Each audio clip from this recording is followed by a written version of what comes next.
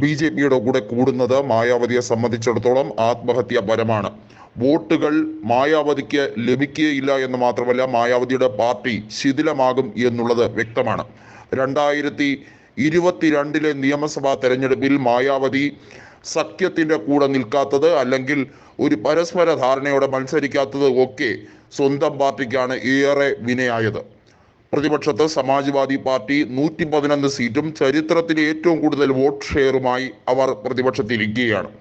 ഇനി വരുന്ന നിയമസഭാ തെരഞ്ഞെടുപ്പിലും അതുപോലെ തന്നെ ഇപ്പോഴത്തെ ലോക്സഭാ തെരഞ്ഞെടുപ്പിലും BSP സമാജ്വാദി പാർട്ടിയുമായും കോൺഗ്രസുമായും ടൈഅപ്പ് നടത്തിയില്ലെങ്കിൽ അവർക്കുണ്ടാക്കുന്ന ആഘാതം എന്ന് പറയുന്നത് വളരെ വലുതായിരിക്കും. കാൻഷിറാം സ്ഥാപിച്ച ഈ പാർട്ടിക്ക് വളരെ ചരിത്രപ്രസിദ്ധമായിട്ടുള്ള കാര്യങ്ങളുണ്ട്. 2007 മുതൽ 12 വരെ മായാവതി ആയിരുന്നു UPയിലെ മുഖ്യമന്ത്രി. അതിനുശേഷം മായാവതി 2012 സമാജ്വാദി പാർട്ടിയോട് BSP പരാജിതരാവുകയും 79 സീറ്റിലേക്ക് 403 അംഗ നിയമസഭാ സീറ്റിൽ ഒതുങ്ങുകയും ചെയ്തു. പക്ഷേ 2017 ആയപ്പോൾ മായാവതിയുടെ ടാലി വീണ്ടും കുറഞ്ഞു. 2022 ആയപ്പോൾ അത് കേവലം 1 സീറ്റിലേക്ക് ഒതുങ്ങി. അതായത് അവർക്ക് 15% വോട്ട് ഷെയർ ഇപ്പോഴും UPയിൽ ഉണ്ടെങ്കിൽ പോലും അത് സീറ്റായി കൺവേർട്ട് ചെയ്യാൻ അവർക്ക് കഴിയുന്നില്ല. അതാണ് ഏറ്റവും വലിയ അവരുടെ പരാജയം എന്ന് പറയുന്നത്. പക്ഷേ സഖ്യത്തിന്റെ ഭാഗമായി നിന്നപ്പോൾ ഏറ്റവും കൂടുതൽ നേട്ടം നേടിയ പ്രതിപക്ഷ പാർട്ടി ഏതെന്ന് ചോദിച്ചാൽ അതും BSP ആയിരുന്നു. ബഹുജൻ സമാജ് പാർട്ടി കഴിഞ്ഞ തവണത്തെ ലോക്സഭാ തെരഞ്ഞെടുപ്പിൽ, അതായത് 2019 ലോക്സഭാ തെരഞ്ഞെടുപ്പിൽ 10 സീറ്റുകളാണ് നിന്ന് നേടിയെടുത്തത്. അതും BJPയുടെ പല സിറ്റിംഗ് സീറ്റുകളും BSP ആയിരുന്നു ജയിച്ച് കയറിയത് എന്നുള്ളത് എടുത്തു പറയേണ്ട ഒരു കാര്യമാണ്.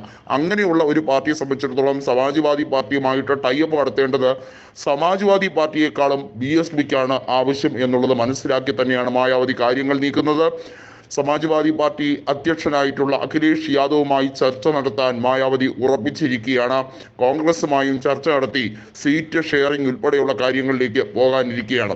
നിലവിൽ അഖിലേഷ് യാദവ് സമാജ്വാദി പാർട്ടി 65ലും ബാക്കി ശേഷിക്കുന്ന സീറ്റുകൾ കോൺഗ്രസിനും എന്ന രീതിയിലേക്ക് കാര്യങ്ങൾ നീക്കുമ്പോൾ, അല്ല മായാവതി കൂടി വരികയാണെങ്കിൽ തീർച്ചയായും വീണ്ടും അവിടെ ഇക്വേഷൻ മാറും എന്നുള്ളത് യാഥാർത്ഥ്യമായി കഴിഞ്ഞിരിക്കുകയാണ്. അങ്ങനെ എങ്കിൽ മായാവതിക്ക് കുറഞ്ഞത് 30 സീറ്റുകളെങ്കിലും നൽകുന്ന രീതിയിലേക്ക് രാഷ്ട്രീയപരമായി മാറും എന്നുള്ളത് വ്യക്തമാണ്.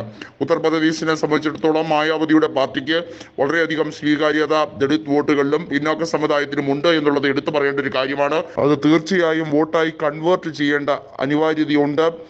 അങ്ങനെയെങ്കിൽ അവർക്ക് സ്ട്രോങ് ഏരിയാസ് ആയിട്ടുള്ള മണ്ഡലങ്ങളുണ്ട്.